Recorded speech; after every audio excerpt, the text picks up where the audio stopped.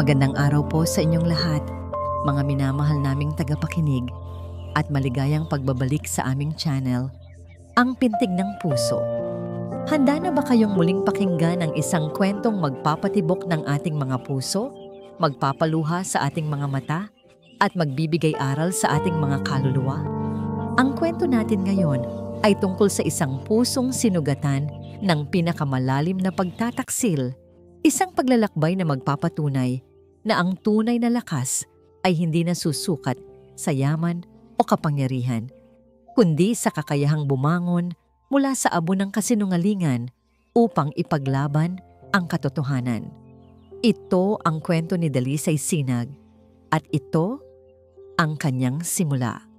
Dalisay, ang amoy ng bagong katad at mamahaling pabango ni Silvan ang bumabalot sa loob ng kanilang sasakyan. Sa labas, ang ulan ay walang tigil sa pagbuhos, ngunit sa loob, para kay Dalisay, ang mundo ay perpekto. Isang kamay niya ang marahang humihimas sa kanyang sinapupunan, kung saan natutulog ang kanilang munting anghel. Ang isa naman ay mahigpit na hawak ng kanyang asawa. Malapit na, mahal ko, bulong ni Silvan. Ang mga mata nito ay nasa daan, ngunit ang nangiti ay para sa kanya. Ilang buwan na lang, makikita na natin ang ating munting prinsesa. Napangiti si Dalisay. Ito ang buhay na pinangarap niya. Isang mapagmahal na asawa, isang pamilyang malapit ng mabuo. Si Silvan Toledo, ang milyonaryong nagpatibok ng kanyang simpleng puso, ang lalaking ibinigay sa kanya ang lahat. May sorpresa ako sa iyo, sabi ni Silvan, at may kinuha mula sa isang maliit na kahon sa kanyang tabi. Isang kwintas, gawa sa purong ginto, na may palawit na hugis araw. Simple pero elegante. Ang ganda, bulong ni Dalisay. Isinuot ito ni Silvan sa kanyang leeg at ang malamig na metal ay tila nagbigay ng kuryente sa kanyang balat. Hinawi nito ang kanyang buhok at bumulong sa kanyang tainga. Iyan ang agimat ng katotohanan, sabi ni Silvan, may kakaibang diin sa kanyang boses. May sikreto itong lock na ako lang ang nakakaalam kung paano buksan para walang sino man ang makakakuha nito mula sa iyo. Hinalikan siya nito sa pisngi. Isang halik na dapat ay magpapakalma sa kanya. Ngunit nagdulot ito ng bahagyang kaba. At sa isang iglap, ang perpektong mundo ay nagsimulang gumuho. Tumunog ang telepono ni Silvan. Nakita ni Dalisay ang pangalan sa screen bago pa man ito masagot ng asawa. Zafira. Hello, sagot ni Silvan. Ang boses ay biglang naging formal. Yes, I'm on my way. Bakit siya tumatawag sa iyo ng ganitong oras, Silvan? Tanong ni Dalisay. Hindi na napigilan ng sarili. Ang kaba sa kanyang dibdib ay naging hinala. Trabaho lang, mahal, sabi ni Silvan. Hindi tumitingin sa kanya. Trabaho? O baka naman may iba pa? Nanginginig ang boses ni Dalisay. Ang mga bulong-bulungan, ang mga huling pag-uwi nito, ang biglaang paglamig. Lahat ay nag-ugnay sa kanyang isipan. Siya ba, Silvan? Siya ba ang dahilan? Hindi sumagot si Silvan. Binitawan nito ang kanyang kamay. Ang katahimikang yon ay mas malakas pa sa isang pag-amin. Buntis ako, Silvan. Humagulgol si Dalisay. Magkakaanak na tayo. Paano mo nagawa sa amin to? Tumigil ka, Dalisay. Sigaw ni Silvan. At sa unang pagkakataon, nakita niya ang isang estranghero. Isang lalaking may matalim at malamig na mga mata. Huwag kang gagawa ng eksena. Ang sasakyan ay bumibilis. Ang ulan ay lumalakas. Ang kanilang mga sigawan ay sinasabayan ng kulog. At noon niya nakita ang dalawang nakakasilaw na ilaw. Isang truck, paparating, diretso sa kanila. Silvan! Ang huling narinig niya ay ang nakabibinging tunog ng bumibiyak na metal at nababasag na salamin. Nang imulat niya ang kanyang mga mata, ang sakit ay hindi maipaliwanag. Amoy gasolina. Ang kanyang binti ay naipit. Tumingin siya sa tabi niya. Si Silvan ay may dugo sa noo Pero gising ito. Sa likod, si Zafira na nakisabay pala sa kanila ay walang malay. "Titulungan mo ko." "Mahal," hirap na sabi ni Dalisay. Ang kamay ay iniaabot sa asawa. Ang baby natin?" Tumingin si Sylvan sa kanya. Walang emosyon, walang pag-aalala. Tanging isang malamig, kinakalkulang tingin. Binalingan nito si Zafira. "Sylvan, anong ginagawa mo?"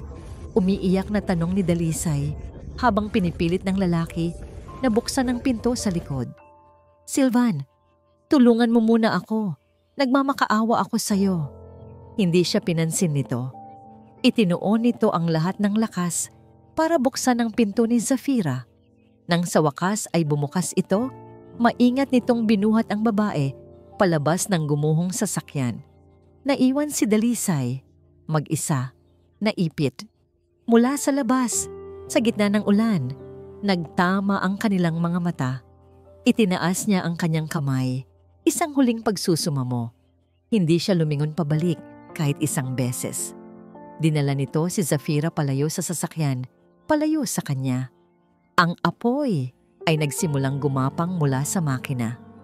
Ang usok ay pumupuno sa kanyang baga. Ang sakit ay napalitan ng pamamanhid. Ang pag-ibig ay naging abo.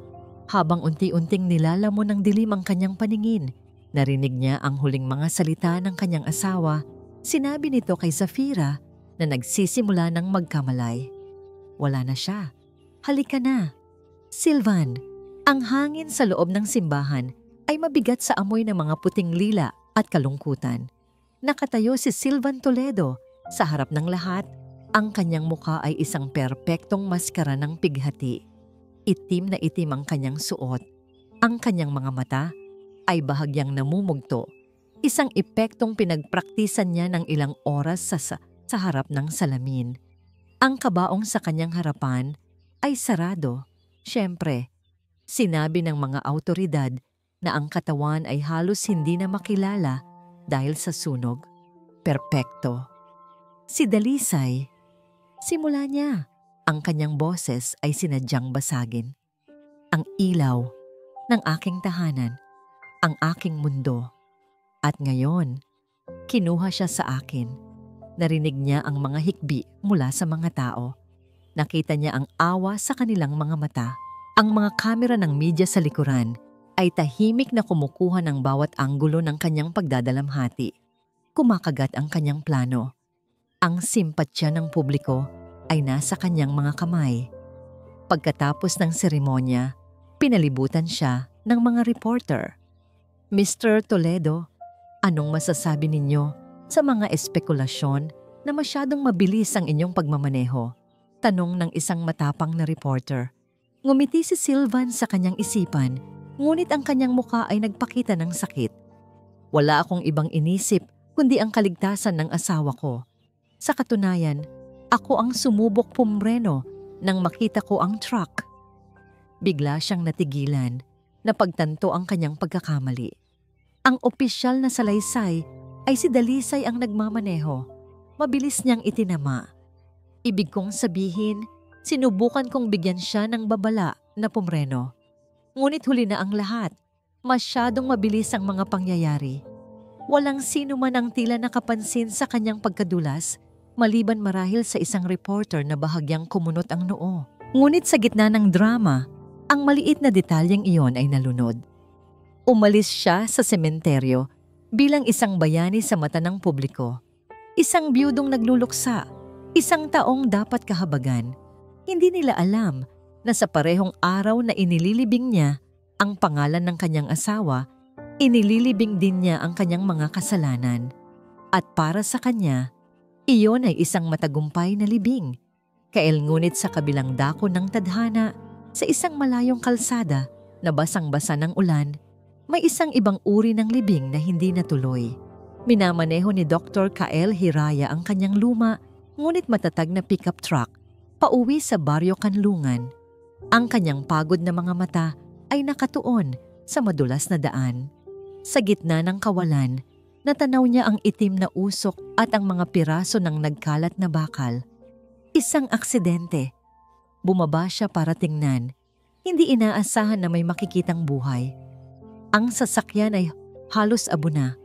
Ngunit sa gilid ng kalsada, sa may damuhan, tila may isang bagay na itinapon mula sa pagkawasak.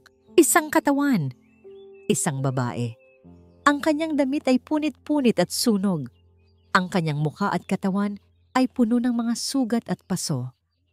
Halos hindi na siya makilala. Inakala ni Kael na wala na itong buhay. Ngunit nang suriin niya ang pulso sa leeg nito, naramdaman niya ang isang bagay na napakahina. Ngunit naroon, isang pintig. May pulso pa, bulong niya sa sarili. Nang walang pag-aalinlangan, maingat ngunit mabilis niyang binuhat ang babae at isinakay sa likod ng kanyang truck.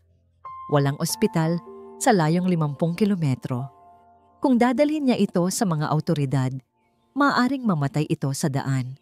Ang tanging pag-asa nito ay ang kanyang maliit na klinika sa Baryo Kanlungan. Sa sumunod na mga oras at araw, ang maliit na klinika ay naging isang silid ng labanan. Laban para sa buhay. Sa kanyang limitadong kagamitan, ginawa ni Kael ang lahat. Paglilinis ng sugat, pagtuturok ng gamot, pagbabantay sa bawat paghinga. Hindi niya alam kung sino ang babae. Walang anumang pagkakakilanlan. Ang tanging bagay na nanatili sa kanya ay isang gintong kwintas na may palawit na hugis araw, na tila milagrosong hindi natanggal sa kanyang leeg. Isang linggo ang lumipas. Ang lagnat ng babae ay nagsimulang bumaba. Ang kanyang mga sugat ay nagsimulang maghilom. Isang gabi, habang binabantayan siya ni Kael, nakita niya ang bahagyang paggalaw ng mga pilik mata nito. Dahan-dahan, iminulat nito ang kanyang mga mata. Mga matang puno ng kalituhan, walang bakas ng anumang alaala. Tumingin ito sa kanya, pagkatapos ay sa kisame na gawa sa kawayan at sa sarili nitong mga kamay na may benda. Sa sino ako? Hirap nitong bulong. Ang boses ay paos at mahina. Nasaan ako? Dalisay 5 taon. Sa loob ng 5 taon, ang mga sugat sa balat ni Dalisay ay naghilom na. Nag-iwan ng mga pilat na nagsisilbing paalala ng isang nakaraang hindi niya matandaan ng buo. Dito sa Baryo Kanlungan, isa siyang bagong tao. Kilala siya bilang si Lina, isang simpleng mananahi na may isang anak na babae, si Mutya. Ang kanilang maliit na bahay na gawa sa kawayan at nipa ay palaging puno ng liwanag at halakhak ng isang bata. Nay, basa ni Mutya, ang maliliit nitong daliri ay nakaturo sa libro. Ang bata ay naglalaro. Magaling anak, puri ni Dalisay, at ginawaran ng isang halik ang noo ng kanyang 5 taong gulang na anak, si Mutya. Ang kanyang mutya, ang kanyang hiyas, ang kanyang dahilan para bumangon sa bawat umaga. Kamukhang kamukha niya ito, ngunit ang mga mata nito, ang mga matang iyon ay mula sa isang anino sa kanyang nakaraan. Inay, biglang tanong ni Mutya. Ibinaba ang libro. Sino po ang tatay ko? Sabi po ni Berto sa labas. Lahat daw po may tatay. Ang tanong na yon. Ang tanong na palaging nagdudulot ng kirot sa puso ni Dalisay. Ngumiti siya, isang pilit na ngiti. Ang tatay mo anak ay isang bituin. Nanonood siya sa atin mula sa malayo. Hindi kontento si Mutya. Bakit po Lina ang pangalan niyo? Sabi ni Aling Nena, ang pangalan daw po dapat masaya. Pero minsan po, pag tinatawag kayo ni Tito Kael, parang ang lungkot ng mga mata niyo. Niyakap ni Dalisay ang kanyang anak. Paano niya ipapaliwanag ang isang bagay na kahit siya ay hindi maintindihan? Ang alam lang niya ay ang pangalang Dalisay ay nagdudulot sa kanya ng matinding takot, isang pakiramdam na para siyang malulunod. Kumain na tayo anak. Mamaya, darating ang Tito Kael mo. At gaya ng inaasahan, dumating si Kael Hiraya, dala ang isang basket ng mga gulay mula sa kanyang taniman. Para kay Mutya, si Kael ay isang bayani. Para kay Dalisay, siya ang kanyang anghel na tagapagligtas, ang kanyang tanging kaibigan. "Tito Kael," sigaw ni Mutya at tumakbo para salubungin ito. "O, kamusta ang prinsesa ko?" sabi ni Kael, buhat-buhat ang bata. Tumingin siya kay Dalisay at ngumiti. Isang nangiting laging nagbibigay ng kapanatagan sa puso ni Dalisay. Habang pinapanood niya sina Kael at Mutya na nagtatawanan, hindi niya maiwasang isipin na sana ganito na lang sila palagi. Isang pamilya. Ngunit kapag nag-iisa na si Kael sa kanyang klinika, ang nangiti sa kanyang mga labi ay nawawala. Sa likod ng isang kabinet ng gamot, may isang pader. Isang pader na puno ng mga ginupit na balita, mga larawan at mga diagram. Lahat ay tungkol sa isang tao, si Sylvan Toledo. At sa gitna ng pader, may isang kupas na larawan ng isang nakangiting lalaki. Si Lakan Hiraya, ang kanyang kapatid. Gabi na. Si Mutya ay mahimbing nang natutulog. Ngunit para kay Dalisay, ang gabi ay oras ng mga multo. Bigla siyang napabangon, habol ang kanyang hininga, ang pawis ay namumuo sa kanyang noo. Ang parehong panaginip, mga nakakasilaw na ilaw ng sasakyan, ang sigaw ng isang lalaki, ang tunog ng nababasag na salamin, at ang nakasusulasok na amoy ng gasolina. Huminga siya ng malalim, pilit pinapakalma ang sarili. Panaginip lang yun, Lina. Panaginip lang. Kinabukasan, isang hindi pamilyar na tunog ang gumambala sa katahimikan ng baryo Kanlungan. Isang mamahaling sasakyan ang pumarada sa dulo ng kanilang munting daan. Bumaba ang isang lalaking nakauniporme, tila isang delivery man mula sa lungsod ng Ginto. Nagtanong-tanong ito sa mga kapitbahay hanggang sa may nagturo sa bahay ni Lina. Kumatok ito sa kanilang pinto. "Package po para kay Mutya," sabi ng lalaki. Iniabot ang isang malaking kahon na may eleganteng ribbon. Pero kanino po galing?" Naguguluhang tanong ni Dalisay. "Wala pong pangalan ng nagpadala, ma'am. Anonymous daw po." Nang makaalis ang lalaki, dinala ni Dalisay ang kahon sa loob. Nanginginig ang kanyang mga kamay habang binubuksan ito. Sa loob, nakahiga sa makinis na satin, ay isang manika. Hindi isang ordinaryong manika. Ito ay gawa sa porselana, may suot na magandang bestida, at ang mga mata nito ay parang totoong-totoo. Isang manikang nagkakahalaga marahil ng higit pa sa kinikita niya sa isang taon. At sa isang iglap, isang imahe ang pumasok sa kanyang isipan na parang kidlat. Isang lalaking nakangiti, isang boses na nagsasabing, "Kapag lumabas na ang prinsesa natin, bibilhan ko siya ng pinakamagandang manika sa buong mundo." Nanlamig ang buong katawan ni Dalisay. Ang hangin ay tila naubos sa kanyang baga. Ito ang manikang ipinangako sa kanya. Nabitawan ni Dalisay ang manika. Bumagsak ito sa sahig na kawayan na may kasamang malakas na kalabog. Ngunit hindi niya ininda ang ingay. Ang tanging naririnig niya ay ang mabilis at malakas na kabog ng kanyang dibdib. Sino? Sino ang nagpadala nito? Paano? Paano nalaman ng kung sino man na narito sila? Paano nalaman nito ang tungkol kay Mutya? Ang takot ay gumapang sa kanyang buong katawan na parang lason. Ang baryo Kanlungan, ang kanyang santuwaryo sa loob ng 5 taon, ay biglang hindi naligtas. Dumating si Kael na naalarma sa natanggap na mensahe mula sa isang kapitbahay. Nakita niya si Dalisay na nakaupo sa isang sulok, nakayakap sa kanyang mga tuhod, nanginginig. Sa sahig ay ang manikang nakatingin sa kawalan. "Lina, anong nangyari?" Nag-aalalang tanong ni Kael, lumuhod sa kanyang tabi. Itinuro ni Dalisay ang manika. May nagpadala niyan, Kael. Para kay Mutya. Isang manika. May isang lalaking nangako sa akin ng ganitong manika dati." Ang mga salita ay hirap lumabas sa kanyang bibig. Ang mga piraso ng alaala ay parang bubog na sumusugat sa kanyang isipan. "Sino, Lina? Sinong lalaki?" Marahang tanong ni Kael. kahit pa may hinala na siya sa sagot. Hindi ko maalala, sigaw ni Dalisay, puno ng pagkabigo. Pero ang boses niya, ang mga mata niya, Kael, natatakot ako. Pinilit siyang pakalmahin ni Kael. Huminahon ka, baka nagkataon lang, baka galing sa isang malayong kamag-anak na hindi mo na matandaan. Ngunit alam nilang pareho na hindi yun totoo. Walang sino man ang nakakaalam ng kanilang kinaroroonan.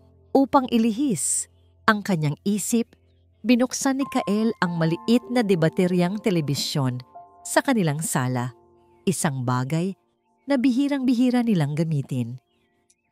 Isang balita mula sa lungsod ng Ginto ang bumungad sa kanila. At muli, ipinakita ni J. Silvan Toledo, ang CEO ng Toledo Group of Companies, ang kanyang ginintuang puso sa pagbibigay ng donasyon para sa pagpapatayo ng isang bagong pediatric ward. Ipinakita sa screen ang isang lalaking nakangiti, isang gwapo at makapangyarihang lalaki na napapalibutan ng mga kamera. Kinalong nito ang isang batang may sakit at hinalikan sa noo.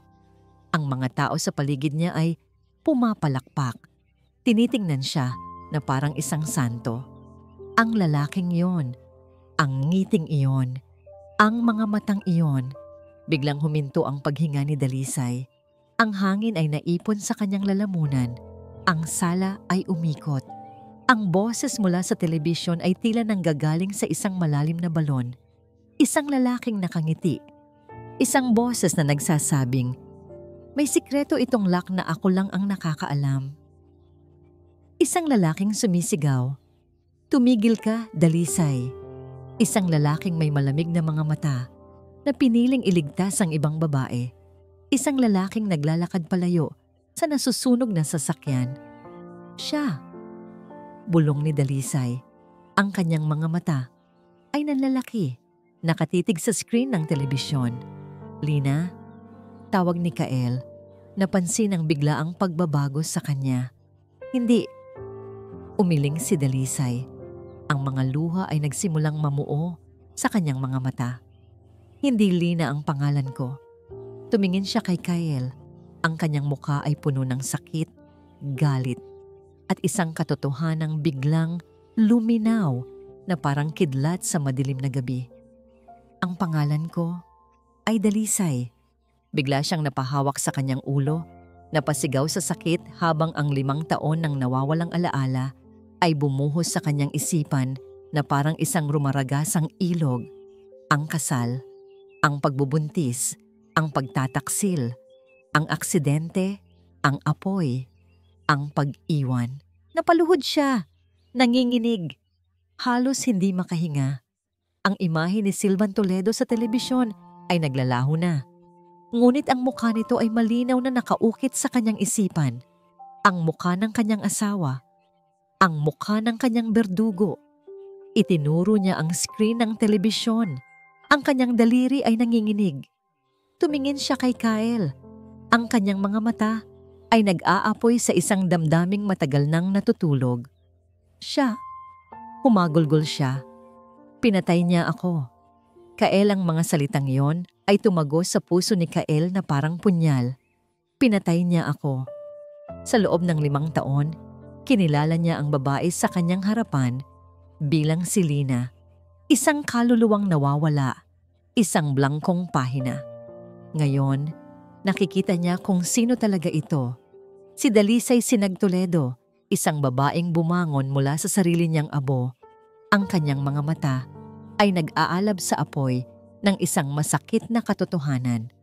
Lumipas ang ilang oras. Si Dalisay ay huminahon na, ngunit ang katahimikan sa pagitan nila ay mas mabigat kaysa sa mga sigaw kanina. Nakaupo ito sa sahig, yakap-yakap ang sarili, ang tingin ay malayo. Alam ni Kael na oras na, wala nang puwang para sa mga lihim.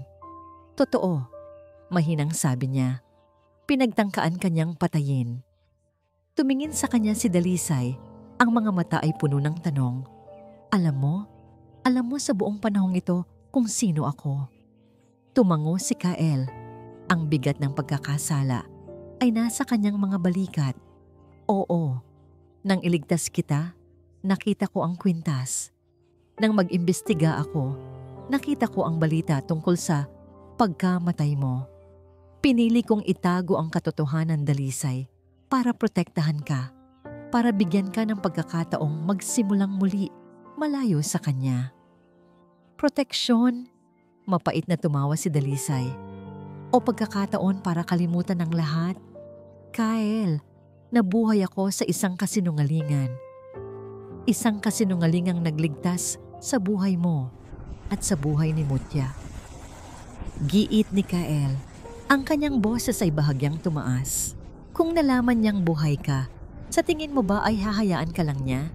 Hindi kanya papayagang maging maligaya. Natigilan si Dalisay. Tama si Kyle. Ang takot na naramdaman niya kanina dahil sa manika ay patunay nito. Bakit mo ito ginagawa? Tanong ni Dalisay. Ang kanyang boses ay mas mahinahon na ngayon. Bakit mo kami tinulungan? Sino ka ba talaga, Kyle? Huminga ng malalim si Kyle. Lumakad siya patungo sa kabinet ng gamot at binuksan ang lihim na pinto sa likod nito. Inilalantad ang pader na puno ng mga clippings at larawan. Ang dambana ng kanyang paghihiganti. Nanlaki ang mga mata ni Dalisay nang makita ang pader. Ang mukha ni Silvan ay nasa lahat ng dako. Si Silvan Toledo, sabi ni Kyle. Ang kanyang boses ay puno ng galit na matagal nang kinikimkim. Ay hindi lang ang lalaking sumira sa buhay mo, siya rin ang lalaking kumuha sa kapatid ko. Itinuro niya ang larawan sa gitna ng pader. Ito si Lakan Hiraya, ang kuya ko. Kasosyo siya sa negosyo ni Silvan. Matalino si Lakan, magaling, pero masyado siyang matapat. May natuklasan siyang katiwalian sa kumpanya. Isang malaking money laundering scheme na nagkukubli sa mga proyektong pangkawanggawa. Kinuwento ni Kyle ang lahat, ang pagtatangka ni Lakan na kumalap ng ebidensya. Ang biglaang pagkawala nito sa isang di umano'y aksidente sa pamamangka. Ang kawalan ng hustisya. Naniniwala akong pinatay siya ni Silvan. Pagkatapos ni Kyle, ang kanyang mga kamao ay nakakuyom. At sa loob ng maraming taon, nag-iipon ako ng impormasyon, naghihintay ng tamang pagkakataon, ngunit kulang ako sa matibay na ebidensya. Naintindihan na ngayon ni Dalisay ang lahat. Ang kanilang mga landas ay hindi nag-cruise dahil sa aksidente lamang. Pinagtagpo sila ng iisang halimaw. Ang kanyang mga daliri ay automatikong napahawak sa kwintas sa kanyang leeg. Ang agimat ng katotohanan. May sinabi siya sa akin nung ibinigay niya ito, bulong ni Dalisay. Sabi niya, may sikreto itong lock na siya lang ang nakakaalam kung paano buksan. Isang kislap ng pag-asa ang sumilay sa mga mata ni Kyle. Isang sikretong lock? Lumapit si Kyle at maingat na sinuri ang kwintas. Hinawakan niya ang palawit na hugis araw. Napansin niya ang isang napakaliit na guhit sa gilid nito, halos hindi makita. May kailangan tayong mas matalas, sabi ni Kyle. Kumuha siya ng isang maliit na scalpel mula sa kanyang klinika. Pareho silang hindi humihinga habang maingat na ipinasok ni Kyle ang dulo ng scalpel sa maliit na guhit. May narinig silang mahinang click. Isang maliit na kompartimento ang bumukas sa loob ng palawit at sa loob, kumikinang sa ilalim ng ilaw mula sa bombilya ay isang bagay na napakaliit. Isang bagay na maaaring magbago ng lahat. Isang micro SD card. Dalisay. Ang micro SD card ay napakaliit sa palad ni Kyle, ngunit ang bigat nito ay parang katumbas ng buong mundo. Para kay Dalisay, ang maliit na bagay na yon ay isang kahon ni Pandora. Naglalaman ito ng katotohanang matagal nang natutulog, ngunit natatakot siyang marinig ang mga demonyong nag-aabang sa loob. Kailangan natin ng paraan para mabasa to, sabi ni Kyle. Ang kanyang boses ay nanginginig sa pananabik at kaba. Mayroon siyang lumang, di-keypad na telepono na may slot para sa memory card. Habang isinasalpak ni Kyle ang card, Si Dalisay naman ay pumasok sa silid ni Mutya. Ang kanyang anak ay mahimbing na natutulog, payapa, walang kamalay-malay sa bagyong malapit ng sumiklab. Hinalikan niya ito sa noo, humuhugot ng lakas mula sa inosenteng paghinga nito. Para sa'yo anak, para sa'yo ang laban na to. Pagbalik niya sa sala, nakaupo na si Kael, hawak ang telepono. Tumingin ito sa kanya. Handa ka na? Tumango si Dalisay. Kahit pa ang puso niya ay halos lumabas na sa kanyang dibdib. Pinindot ni Kael ang play. Sa simula, tanging ingay lang ng bumubuhos na ulan at ugong ng makina ng sasakyan. Ngunit pagkatapos ay may nagsalita. Ang boses niya. Bakit siya tumatawag sa iyo ng ganitong oras, Silvan? Ang boses ni Silvan. Trabaho lang, mahal. Ang kanilang pagtatalo, bawat salita ay parang isang matulis na karayom na tumutusok sa puso ni Dalisay. Ang kanyang mga sigaw, ang kanyang mga hikbi, ang kanyang pagmamakaawa, lahat ay naroon. Muli niyang nararanasan ang gabi ng kanyang kamatayan at pagkatapos ay dumating ang pinakamasakit na bahagi. Ang boses ni Silvan, malamig at walang pakialam matapos ang aksidente. Titulungan mo ko, mahal. Ang baby natin, isang mahabang katahimikan at pagkatapos, ang mga salitang tumatak sa kanyang kaluluwa na narinig niya mula sa labas ng sasakyan. Wala na siya. Halika na. Automatikong napahawak si Dalisay sa kanyang bibig, pinipigilan ng isang hikbi. Si Kael ay napakuyom ng kanyang kamao. Ang kanyang mga ugat sa braso ay lumitaw sa galit. Ang audio file ay tapos na. Ngunit ang bigat ng katotohanan ay nanatili sa hangin. Iyon na, ang ebidensya ng kanyang pagtatangka sa pagpatay. May iba pa, sabi ni Kael. Nag-scroll sa listahan ng mga files sa maliit na screen. Ang mga sumunod na file ay may kakaibang pangalan, mga letra at numero. TGCFN01, TRF-ACC logs, LH final notes. Ito ang code ni Kuya. Bulong ni Kael. Ginagamit niya ang mga inisyal para sa kanyang mga file. Binuksan nila ang isang text document. Puno ito ng mga numero, mga bank account, mga pangalan ng mga shell corporation. Ang buong balangkas ng money laundering scheme ni Silvan. Malinaw, detalyado. Ito ang ebidensyang hindi na naibigay ni Lacan sa mga awtoridad. At pagkatapos, binuksan nila ang huling file, LH Final Notes. Hindi ito dokumento. Isa itong maikling video. Ang nanginginig na mukha ni Lacan Hiraya ang bumungad sa screen. Nasa loob siya ng isang madilim na silid. Marahil ay isang storage room. Ang tanging ilaw ay mula sa screen ng kanyang laptop. Pawisan siya at balisa. Kung pinapanood niyo to, simula ni Lacan, hirap huminga. Ibig sabihin, nahuli na niya ako. Si Silvan. Tumingin siya diretso sa kamera na para bang nakikipag-usap sa hinaharap. Silvan kapatid, kung pinapanood mo to, ibig sabihin, itinuloy mo ang pagpatay sa akin.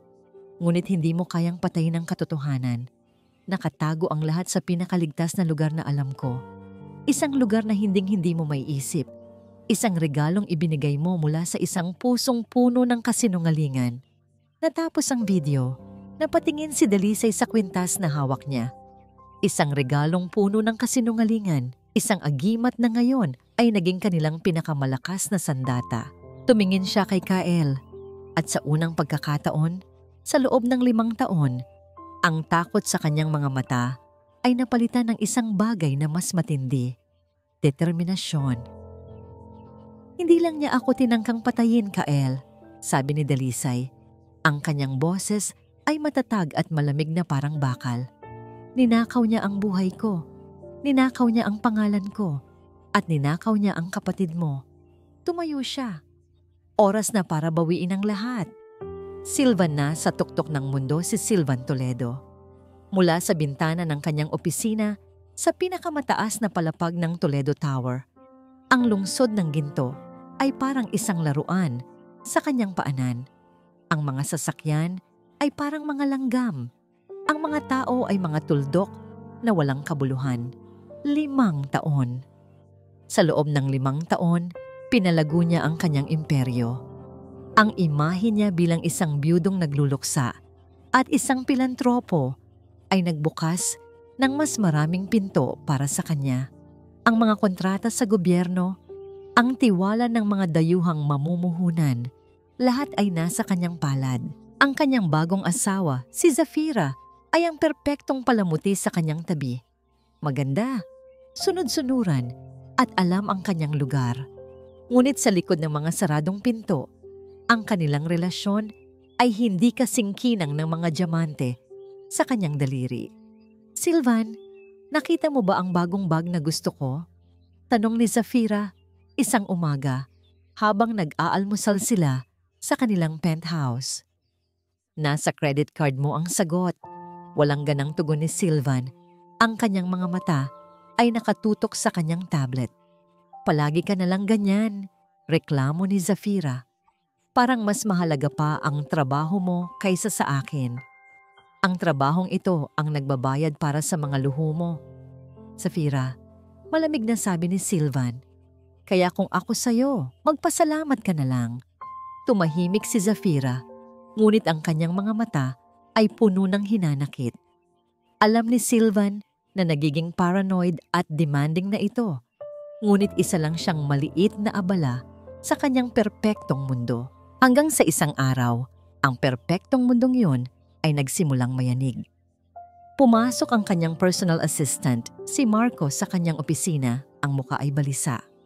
"Sir, mayroon po kayong dapat makita."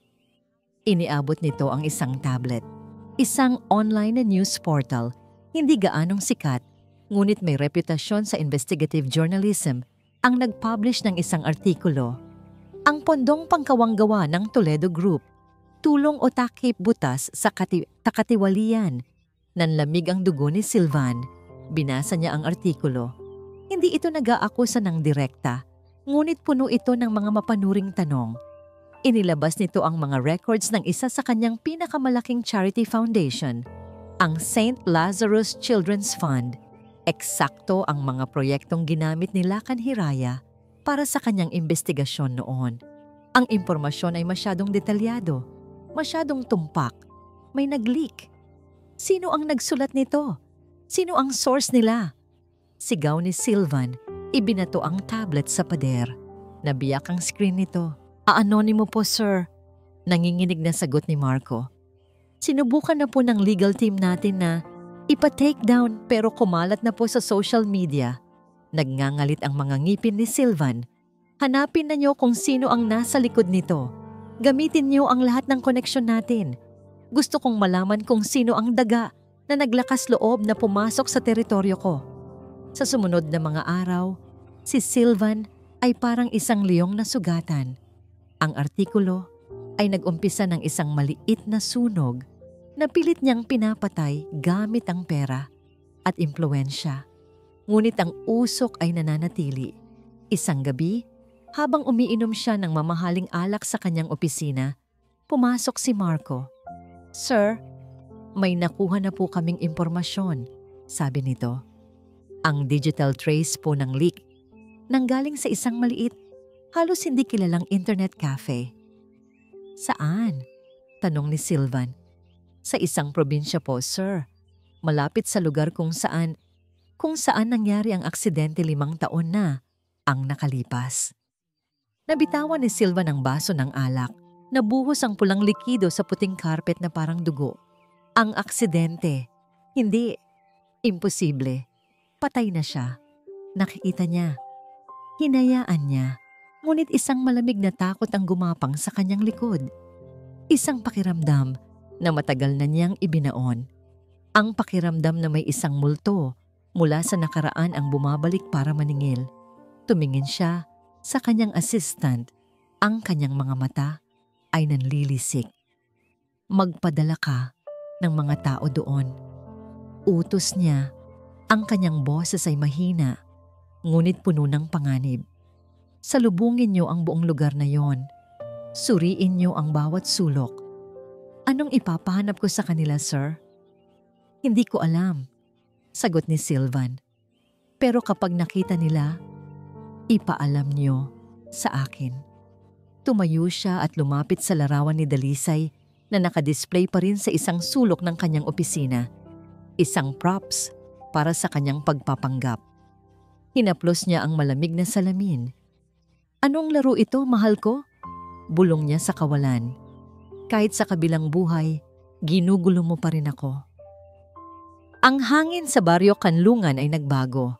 Dati ito ay amoy ng sariwang lupa at mga bulaklak.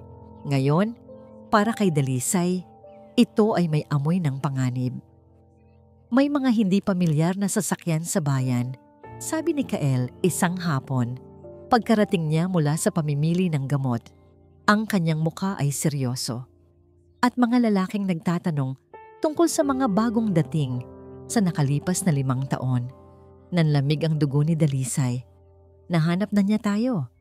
Hindi na ito isang tanong, isa itong katotohanan. Ang unang pagyanig na ginawa nila ay nagdulot ng isang lindol na paparating sa kanila. Kailangan nating umalis, sabi ni Kael. Ngayon din, mabilis silang kumilos. Ang kanilang mga plano para sa pag-atake ay kailangang isantabi. Ang kaligtasan muna ni Mutya. Dinala ni Dalisay ang iilang damit na kasya sa isang bag, ang kanilang mga ipon at ang pinakamahalaga sa lahat, ang kwintas na nakasabit sa kanyang leeg. Inay, saan po tayo pupunta? Tanong ni Mutya. Naguguluhan habang ginigising siya ni Dalisay mula sa kanyang pag-idlip. Magbabakasyon tayo, anak, sagot ni Dalisay. Pilit nang ngumingiti para itago ang panginginig ng kanyang mga kamay. Isang sorpresa. Ngunit habang papalubog ang araw, ang sorpresa ay naging isang bangungot. Nakita nila ang 2 itim na sasakyan na mabagal na umaakyat sa makipot na daan patungo sa kanilang bahay. Ang mga ilaw nito ay parang mga mata ng isang halimaw na naghahanap ng kanyang biktima. Sa likod bahay, bilis! Utos ni Kael. Dala ang natutulog na si Mutya, tumakbo sila. Ang kanilang destinasyon, ang gubat sa likod ng kanilang bahay, isang lugar na kabisado ni Kael. Ang gabi ay madilim at malamig. Ang mga tunog ng gubat, ang huni ng mga kuliglig, at ang kaluskos ng mga dahon ay napalitan ng tunog ng mga yabag at mga sirang sanga sa kanilang likuran. Hinahabol sila. Dito, bulong ni Kael at itinulak sila sa likod ng isang maliit na talon sa isang espasyo sa pagitan ng tubig at ng mga bato. Pinigilan ni Dalisay ang kanyang paghinga. Niyakap niya si Mutya ng mahigpit. Ipinagdarasal na huwag itong magising at umiyak. Naririnig niya ang mga boses ng mga humahabol sa kanila. Napakalapit. Wala sila dito. Hanapin niyo sa may sapa. Sigaw ng isang lalaki. Ang mga anino ng kanilang mga flashlight ay sumayaw sa mga bato bago unti-unting lumayo. Naghintay sila ng ilang minuto pa. Ang tanging maririnig ay ang lagaslas ng tubig at ang kabog ng kanilang mga dibdib. Nang sa wakas ay sigurado na silang wala na ang mga ito, lumabas sila mula sa kanilang pinagtataguan. Basang-basa sila at nanginginig sa ginaw, ngunit ligtas. Sa ngayon, naupo sila sa ilalim ng isang malaking puno para magpahinga. Si Mutya ay himbing pa rin, hindi alam ang panganib na kanilang tinakasan. Pinunasan ni Dalisay ang buhok ng kanyang anak. 5 taon. 5 taon siyang nagtago na parang isang duwag. 5 taon siyang nabuhay sa takot sa isang multo. Ngayong ang multong iyon ay nagkaroon na ng muka at nagpadala ng mga demonyo para kunin sila. Napagtanto niya, tapos na ang pagtatago. Tumingin siya kay Kael na nagmamasid sa kadiliman, palaging alerto.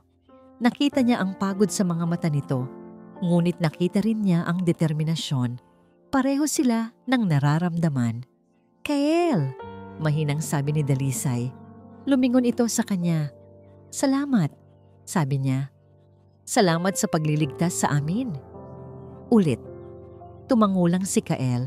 "Gagawin ko ang lahat para sa inyo." Isang katahimikan ang namagitan sa kanila. Isang katahimikang puno ng mga hindi sinasabing salita. Binasag ito ni Dalisay. Ang kanyang boses, nang magsalita siyang muli, ay hindi na nanginginig. Ito ay matatag, malamig, puno ng isang bagong tuklas na kapangyarihan. Hindi na ako tatakbo pa. Napatingin sa kanya si Kael, nakikita ang pagbabago sa kanyang mga mata. Tapos na ang pagtatago. Pagpapatuloy ni Dalisay. 5 taon siyang nabuhay ng payapa. 5 taon siyang natulog ng mahimbing habang ako'y binabangungot. Tama na. Huminga siya ng malalim. Ang malamig na hangin ng gabi ay pumuno sa kanyang baga. Oras na para siya naman ang matakot. Zafira, ang mansyono ng mga Toledo, ay parang isang ginintuang hawla. Bawat sulok ay kumikinang sa yaman, ngunit para kay Zafira, ang mga pader ay tila papalapit ng papalapit sa kanya.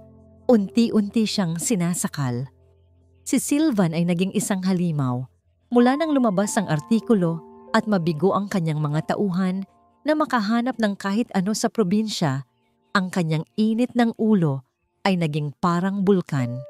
Ang dating matatamis na salita ay napalitan ng mga sigaw at pagbabanta. "Wala kang silbi!" Sigaw ni Sylvan sa kanya isang gabi, matapos pagdudahan ni Zafira ang isa sa kanyang mga desisyon sa negosyo. "Ang tanging trabaho mo ay maging maganda at tumahimik. Huwag mong subukang pakialaman ang mga bagay na hindi mo naiintindihan."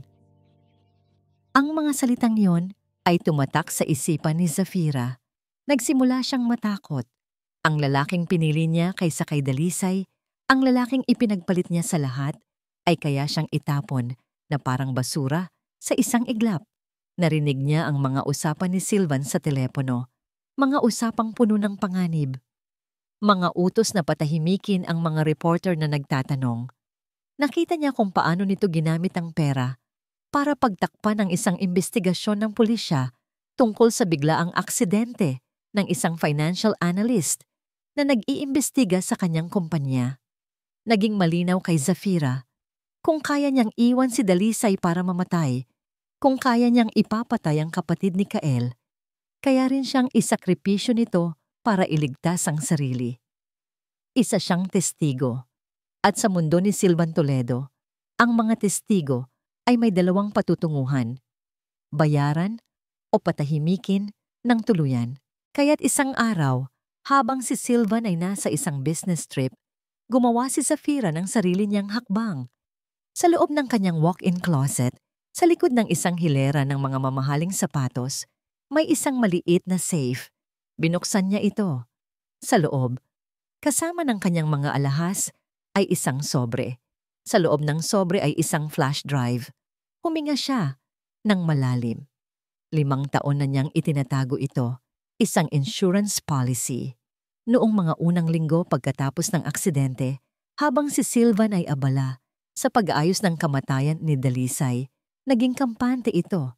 Isang gabi, habang lasing, ipinagmayabang nito kay Zafira kung paano niya nakuha ang isang malaking halaga mula sa life insurance ni Dalisay sa pamamagitan ng pagpeke ng ilang dokumento, kasama na ang death certificate. Kinabukasan, habang wala si Sylvan, kinopya ni Zafira ang mga dokumentong yon mula sa computer nito, ang pruweba ng insurance fraud. Sa simula, ginawa niya ito para may maipantakot kay Sylvan kung sakaling iwan siya nito. Ngayon, ito na ang kanyang magiging tiket para makalaya. Nang gabing iyon, nagkita sila ng kanyang abogado. Hindi isang abogado mula sa kumpanya ni Sylvan, kundi isang pribadong abogado na kilala sa pagiging tuso sa isang mamahaling restaurant. "Ano itong pinag-uusapan natin na napaka-importante, Zafira?" tanong ng abogado. "Gusto kong makipaghiwalay kay Sylvan," sabi ni Zafira. Ang kanyang boses ay mahina ngunit matatag. "At gusto kong makuha ang lahat ng nararapat sa akin. Mahirap yan. Napakatibay ng prenup ninyo. Ngumiti si Zafira, isang mapait na nangiti. Inilapag niya ang flash drive sa mesa. Sa tingin ko, meron akong bargaining chip. Ipinakita niya sa abogado ang laman ng flash drive. Nanlaki ang mga mata nito. Insurance fraud, falsification of public documents. Ito ay mga krimeng hindi kayang ayusin ng pera lamang, lalo na kung idadagdag sa mga kasalukuyang alegasyon laban sa kumpanya. Ito ay isang bomba, Zafira, sabi ng abogado. Alam ko, sagot ni Zafira, ang kanyang puso ay kumakabog. Ito na, walang nang atrasan. Pero may higit pa akong gustong gawin kaysa makipaghiwalay lang. Napaisip siya tungkol kay Dalisay, sa babaeng inagawan niya ng asawa, ng buhay, walang pagsisisi, tanging ang pagnanais na iligtas ang sarili. Tumingin siya sa kanyang abogado. Ang kanyang mga mata ay malamig at determinado. Gusto kong maging testigo, pero may kondisyon ako. Dalisay. Ang hangin sa lungsod ng Ginto ay mabigat at puno ng polusyon. Kabaliktaran ng malinis na hangin sa kanlungan. Ngunit para kay Dalisay, ang bawat paghinga ay isang paghahanda para sa digmaan. Sa tulong ng mga natitirang koneksyon ni Kael at ng isang matapang na abogadong pro bono na dalubhasa sa mga kaso ng karapatang pantao, si Attorney Lorna Chavez, naghanda sila. Hindi na sila tumakbo. Sa halip sila ang lumapit sa panganib. Handa ka na ba para dito, Dalisay? Tanong ni Attorney Chavez habang nasa loob sila ng isang lumang kotse, nakaparada ilang metro mula sa Department of Justice. Si Kael ay nasa driver's seat, ang kanyang mga mata ay alerto sa paligid. Tumingin si Dalisay sa kanyang refleksyon sa salamin. Ang mga pilat sa kanyang mukha ay bahagyang nakikita na lang, ngunit ang mga pilat sa kanyang puso ang nagbibigay sa kanya ng lakas. Hinawakan niya ang kwintas sa kanyang leeg, ang agimat ng katotohanan. Isinilang po akong handa para dito. Sagot niya, ang kanyang boses ay kalmado. Bumaba sila ng sasakyan. Bago pa man sila makapasok, isang grupo ng media na tila naabisuhan na ang sumugod sa kanila. Attorney Chavez, sino po ang kasama ninyo? Totoo po ba ang balita na may bagong testigo laban kay Silvan Toledo? Anong kaso po ang isasampa ninyo? Nagkatinginan si Dalisay at si Attorney Chavez. Ito na ang sandali. Humarap si Dalisay sa mga kamera. Ang kanyang mukha ay walang emosyon, ngunit ang kanyang mga mata ay nagsasabi ng 1,000 kwento. Bawat flash ng kamera ay parang isang bala. Ngunit hindi siya natinag. Huminga siya ng malalim. 5 taon na ang nakalipas. Simula niya, ang kanyang boses ay malinaw at umalingaw-ngaw sa gitna ng ingay. Isang babae ang idineklarang patay sa isang aksidente sa sasakyan. Ang kanyang asawa ay nagluksa at ang mundo ay naawa sa kanya. Nagkaroon ng katahimikan. Ang mga reporter ay nakikinig. Ngunit hindi namatay ang babaeng yon. Iniwan siyang mamatay. Oo, ngunit hindi siya namatay. Itinaas niya ang kanyang baba. Ako ang babaeng yon. Isang kolektibong paghinga ng pagkagulat ang narinig mula sa mga reporter. Mga bulungan. Ang tunog ng mga kamera ay naging mas mabilis, mas desperado. Ang pangalan ko ay Dalisay Sinag Toledo. Deklara niya, ang bawat salita ay matatag. At nandito ako para sa katarungan. Ang balita ay sumabog na parang isang bomba. Silva na sa kalagitnaan ng isang mahalagang board meeting, si Silvan Toledo. Ipinipresenta niya ang mga numero ng kita para sa quarter. Pinapakalma ang mga board member na nababahala sa mga negatibong publisidad kamakailan. Gaya ng nakikita ninyo, ang Toledo Group ay nananatiling matatag. Biglang bumukas ang pinto ng conference room. Pumasok ang kanyang assistant na si Marco. Ang mukha ay putlang-putla, hawak ang isang tablet. Sir, kailangan niyo tong makita. Breaking news, nanginginig na sabi ni Marco. Ano ba yan? Hindi mo ba nakikitang may meeting ako? Inis na sabi ni Silvan. Sir, si Si Ma'am Dalisay po. Natigilan si Sylvan. Anong pinagsasabi mo tungkol sa kanya? Ipinakita ni Marco ang screen, isang live broadcast. At naroon siya. Buhay. Nakatayo sa harap ng Department of Justice. Ang kanyang mukha ay mas tumatag. Ang kanyang mga mata ay mas matapang. Ngunit walang duda. Si Dalisay iyon. Nabitawan ni Sylvan ang hawak niyang papeles. Ang mga ito ay nagkalat sa sahig. Ang mga boses sa silid ay nawala. Ang tanging naririnig niya ay ang mabilis na pagtibok ng kanyang puso at ang mga salita ni Dalisay mula sa tablet. Ako si Dalisay Sinag Toledo at nandito ako para sa katarungan. Imposible. Ito'y isang masamang panaginip. Isang multo. Ang kanyang perpektong mundo ay gumuho sa isang iglap. Ang kasinungalingang binuo niya sa loob ng 5 taon ay pinulbos ng isang babaeng dapat ay abuna. Bago pa man siya makabawi sa pagkabigla, bumukas muli ang pinto ng conference room, ngunit hindi na si Marco ang pumasok. Mga pulis, may dalang isang papel. Mr. Sylvan Toledo, tanong ng hepe ng mga pulis. Iniimbitahan ka naming sumama sa amin. Mayroon kaming warrant of arrest para sa'yo. Ang mga miyembro ng board ay napatayo. Ang kanilang mga mukha ay puno ng pagkagulat at takot. Ang mga kamera mula sa labas ng salaming pader ng conference room ay nagsimulang mag-flash. Tumingin si Sylvan mula sa mga pulis, sa mukha ni Dalisay sa tablet, at sa mga taksil na mata ng kanyang mga kasamahan. Ang kanyang imperyo, ang kanyang pangalan, ang kanyang kalayaan, lahat ay nawala. Sa isang iglap, siya, ang hari ng lungsod ng ginto, ay wala ng matakbuhan. Kailang courtroom ay parang isang sirko, puno ng mga reporter, mga usisero, at ang bigat ng isang kasong sinusubaybayan ng buong bansa.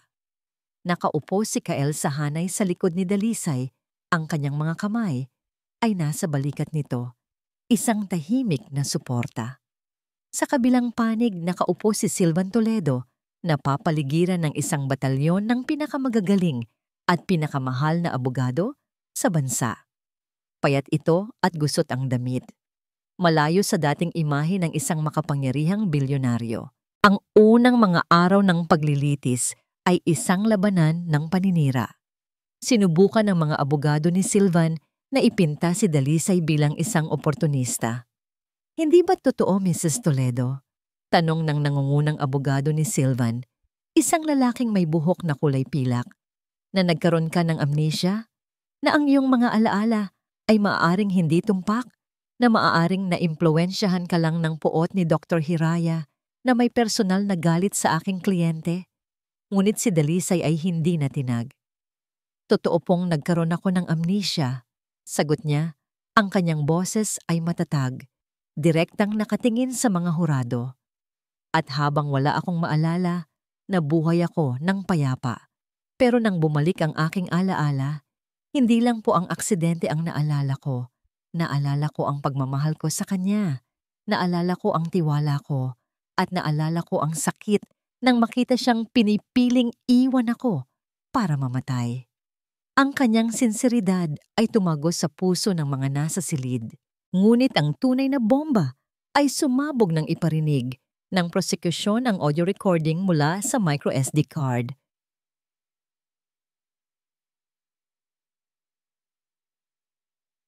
Wala na siya. Halika na! Ang boses ni Sylvan ay umalingaw-ngaw sa buong courtroom. Isang nakabibinging katahimikan ang sumunod. Walang sino man ang makapagsalita. Nakita ni Kael na yumuko si Sylvan, ang kanyang mukha ay nasa kanyang mga palad. Ang mga ebidensya ng pandaraya sa negosyo na nakolekta ni Lacan ay isinumite rin, nagpapatong-patong sa mga kaso ni Sylvan. Ang imperyong kanyang itinayo ay gumuho piraso por piraso sa harap ng lahat. At para sa huling dagok, tinawag ng prosekusyon ang kanilang huling testigo. Tinatawagan po namin sa witness stand si Mrs. Zafira de Oro Toledo. Kung ang audio recording ay isang bomba, ang pagpasok ni Zafira ay isang lindol. Nagulat ang lahat, lalo na si Sylvan na napaangat ng tingin. Ang kanyang mga mata ay puno ng galit at hindi paniniwala. "Taksil!" sigaw niya bago siya patahimikin ng huwes. Kalmado at nakolekta, inilahad ni Zafira ang lahat. Ang kanyang relasyon kay Sylvan bago pa man ang aksidente.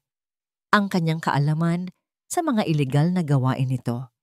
At ang kanyang pinakamalaking revelasyon, ang insurance fraud na ginawa ni Sylvan gamit ang peking death certificate ni Dalisay. Ipinakita niya ang mga dokumento. Iyon na, ang huling pako sa kabaong ni Sylvan.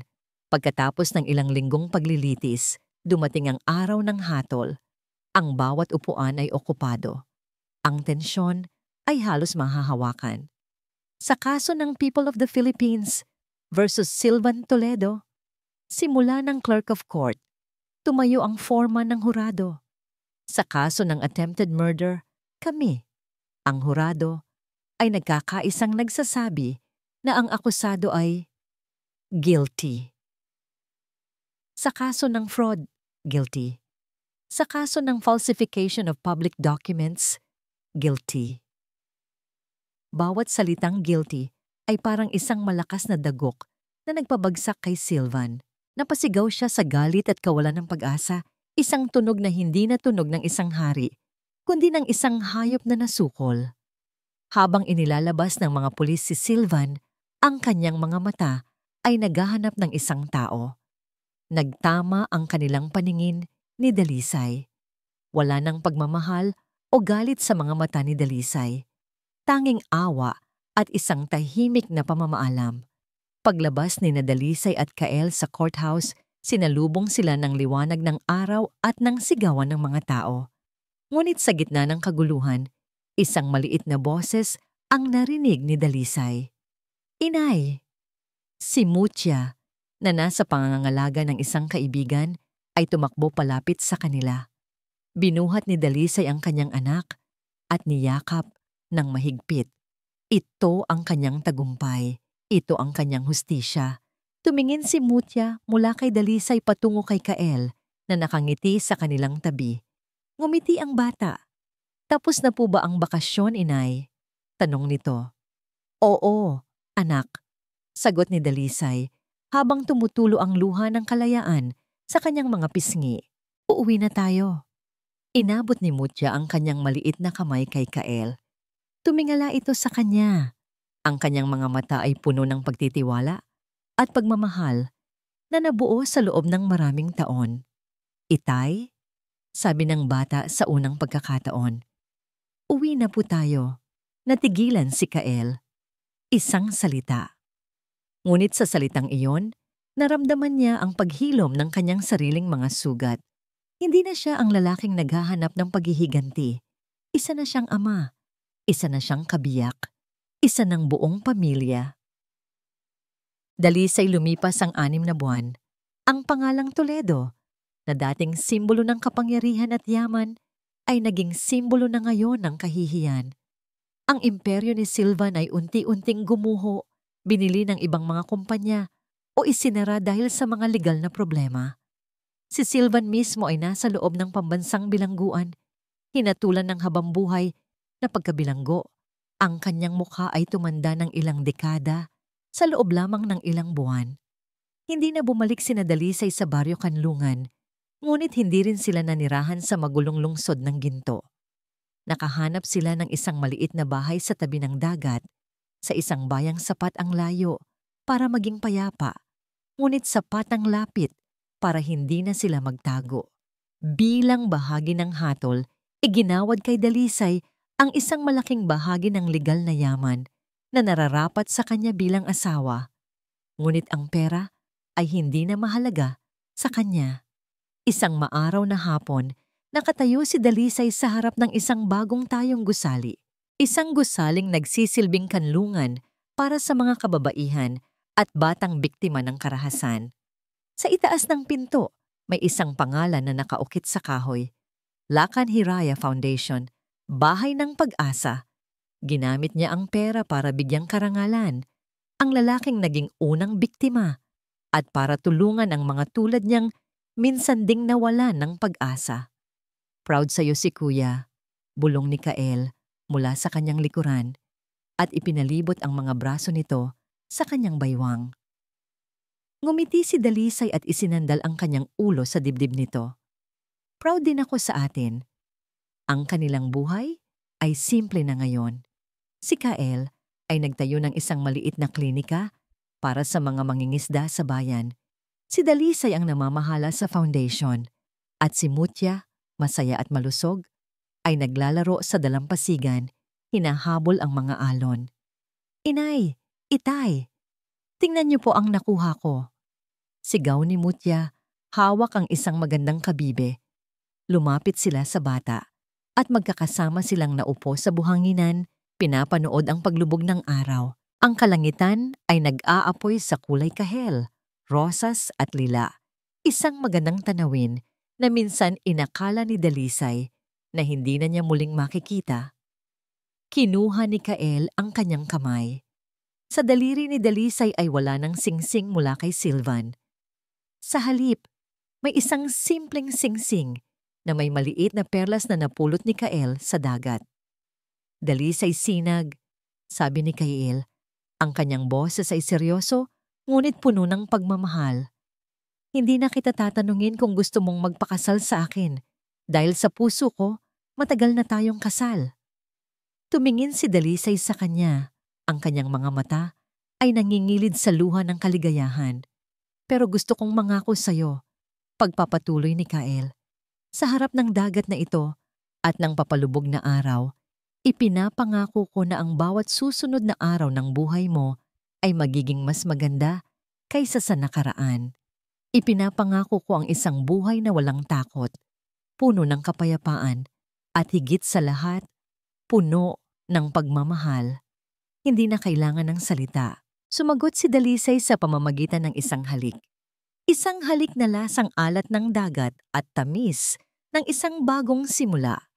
Niyakap nila si Mutya at habang ang araw ay tuluyang lumubog sa abot-tanaw, naramdaman ni Dalisay ang isang ganap na kapayapaan. Ang mga pilat ay naroon pa rin. Palagi silang magiging bahagi ng kanyang kwento, ngunit hindi na ito masakit.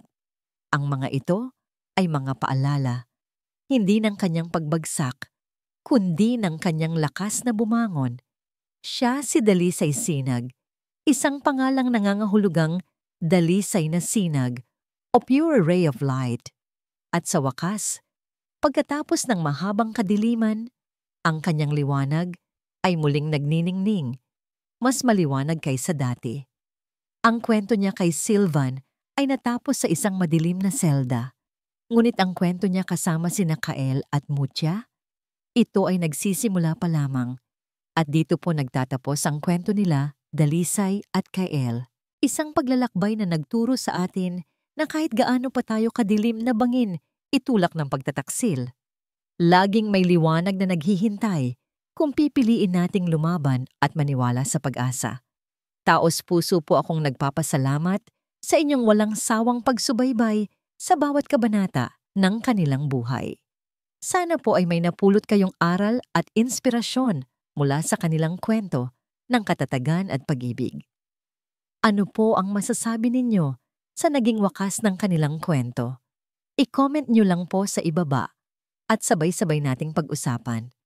Kung nagustuhan nyo ang kwentong ito, isang pindot lang po sa like button, i-share, at mag-subscribe sa ating channel na Pintig ng Puso para sa mas marami pang mga kwentong aantig sa inyong mga damdamin.